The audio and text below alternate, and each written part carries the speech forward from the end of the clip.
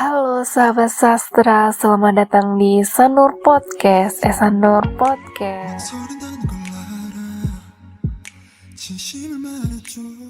Nah, di episode perdana kali ini aku bakal ngomongin tentang novel serius dan novel populer. Pecinta novel, yuk merapat! Sebelum bahas lebih jauh nih tentang novel serius dan novel populer, ada baiknya kita bahas dulu kali ya pengertian novel serius dan novel populer. Novel populer adalah novel yang memiliki masanya dan penggemarnya sendiri, serta menampilkan masalah aktual dan sezaman, tapi hanya sampai tingkat permukaannya saja. Sedangkan novel serius atau novel sastra adalah penamaan pada novel yang dianggap memiliki kualitas sastra yang baik, sehingga diperlukan keseriusan dalam membacanya agar mampu meresapi dan merenungkan secara lebih sungguh-sungguh tentang permasalahan yang dikemukakan. Jadi, sahabat sastra sekarang udah tahu kan apa itu novel serius dan apa itu novel populer? Atau sahabat sastra masih bingung nih, gimana sih cara membedakan novel serius dan novel populer itu? Kalau masih bingung, yuk simak baik-baik penjelasan berikut. Jadi untuk membedakan apakah suatu karya sastra termasuk ke dalam novel serius atau novel populer, dapat dilihat dari ciri-cirinya. Ciri-ciri novel populer diantaranya adalah mudah didapat karena diterbitkan oleh penerbit novel populer seperti Gramedia. Sedangkan novel serius lebih sulit didapat karena diterbitkan oleh penerbit khusus seperti Balai Pustaka.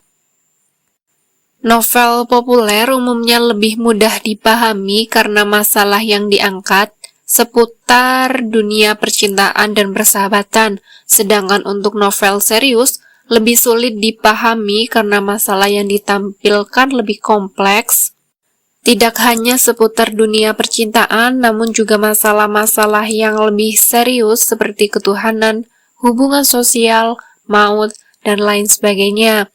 Selain itu, novel serius tidak mengabdi kepada selera pembaca sehingga dapat bertahan sepanjang zaman, sedangkan novel populer hanya populer pada masanya sehingga cepat ketinggalan zaman. Novel populer itu contohnya apa aja sih? Novel populer itu misalnya ada Laskar Pelangi karya Andrea Hirata, Negeri Lima Menara karya Ahmad Fuadi, Assalamualaikum Beijing karya Asma Nadia, Dilan karya Pidi Baik, Daun yang Jatuh Tidak Membenci Angin karya Terelie, dan Kami Bukan Sarjana Kertas karya Cumbang Santani Hairan. Selanjutnya novel serius, contohnya ada Salah Asuhan karya Abdul Muiz, Bumi Manusia karya Pramudia Anantatur, dan Layar Terkembang karya Sultan Takdir Ali Syahbana. Nah, setelah aku ngomong panjang lebar nih tentang novel serius dan novel populer, aku bakal kasih review nih tentang salah satu novel serius dan novel populer yang pernah aku baca. Mulai dari novel serius dulu aja kali ya. Novel serius pertama yang pernah aku baca adalah Layar Terkembang karya Sultan Takdir Ali Syahbana yang diterbitkan oleh Balai Pustaka. Kelebihan dari novel ini menurutku ceritanya menarik, alur penyampaiannya juga sistematis. Nggak cuma itu aja, novel ini juga banyak banget pesan-pesan moral yang sangat mendidik. Fokus ceritanya menurut aku pribadi ada pada karakter manusia modern yang digambarkan melalui tokoh Tuti.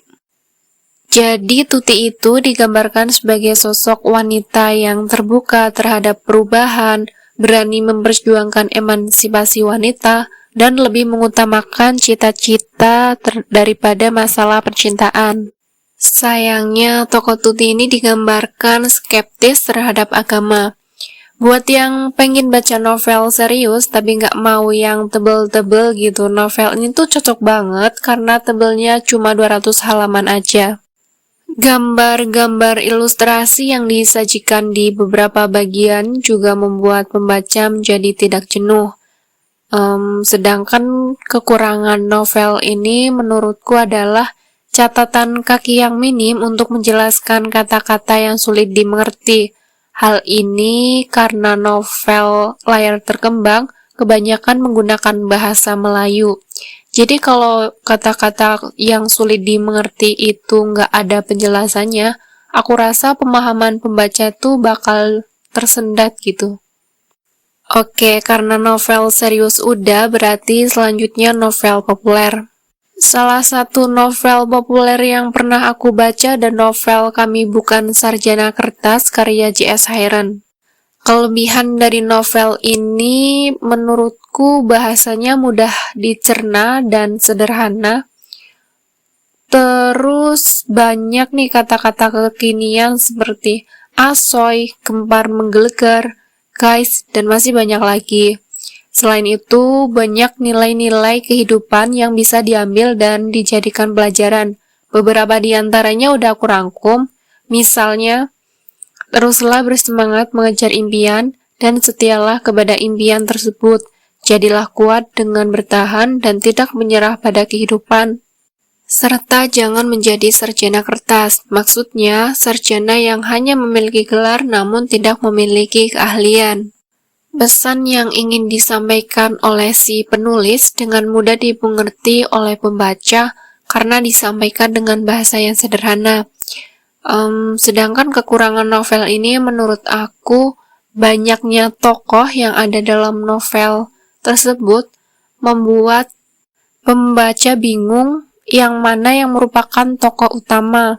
Selain itu, banyak dijumpai penggunaan kata-kata seperti was, untuk menggambarkan percakapan yang panjang dan rumit. Hal ini justru mengganggu dan dapat menimbulkan pemaknaan yang salah bagi pembaca. Terlepas dari kelebihan dan kekurangan yang ada, buku ini cocok dibaca untuk semua kalangan.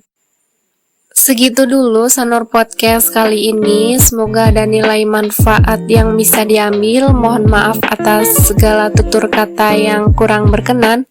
Sampai berjumpa di episode Sanur Podcast lainnya dan salam sastra.